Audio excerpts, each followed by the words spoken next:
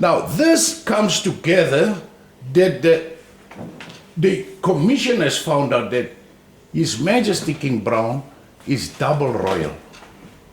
The lineage is double royal. Right, let's go further. When the Nhlapho Commission investigated, I had to go to the National House of Traditional Leaders to go for a presentation, a firing question panel. I had to go. And when I came there, I had the late King Nhlapho there, who was the chairperson of the National House of Traditional Leaders. He told me that he can see the investigation is done, but why do I claim kingship whereas my father was not a king, but my mother is royal? And how does it come that my surname is Brown? How? But my great-grandfather is Mthethwa. You see, I've explained it to them. Let's start with this, the surname, and then we talk about the royalty. Let's talk about first royalty. Now, I told His Majesty, the late King Nhlapho, that the Khoisan people has no culture whereby you understand your culture. That is Zulu culture, that if your father were a king, you must be a king. That's Zulu culture that. We Khoi and the San people, we are scientifically, scientifically, to prove point and evidence. Now my DNA is 3 counts of my mother, my made up. 3 counts DNA from my mother, and 1 count is from my father. How much authority is in me? Then they have apologized for that. So royalty in me is 3 counts of my great-grandfather, the owner of this country, is within me. That we understand. But that is Zulu culture. We respect that, but we don't understand it in that way. Let's come to the surname. How you became Brown.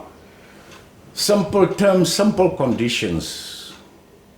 1960 to 61 Segregational Act, Identification Act in Pretoria. I have an ID of my eldest brother whereby he is identified as other, not even colored, other, under. I'll send it or email it to you. They didn't know how to identify him because of the lineage of my mother and my father. They decided to identify us as others. Now, others, what species am I? The reason for that, they were afraid that the owner of the country will stand up and ask them, why do you call them colors? Why do you call them their tribal identities? So they decided to identify us as others, under. Why I am brown? It is because my pigment. They have dictated upon us, by pigment you will be identified and by your language. And if you don't, there is the jail waiting for you. The police stations were just there to keep the legislations of apartheid in place. That's all what the police stations were. Now, if you've called yourself Brown, then you help the lady that registered you to finish her job, the queue, to get the queue lesser. And most of them were trying to escape the apartheid regime yoke by identifying themselves falsely as Olifant, you know, it's Babundlovu. They've changed it to Olifant, all those languages to just escape the yoke of apartheid. Now this is where it came upon that I have the surname Brown. And which is worse about it is that others were dog-tagged, not coloreds alone. If we talk apartheid history, Not coloureds alone were victims of the Apartheid's Identification and Segregational Act. All my brothers and sisters that were dwelling on the veld and the landscape of this country, they were dog-tagged against their will. Through pigment in your language, they never respected us by saying, who are you?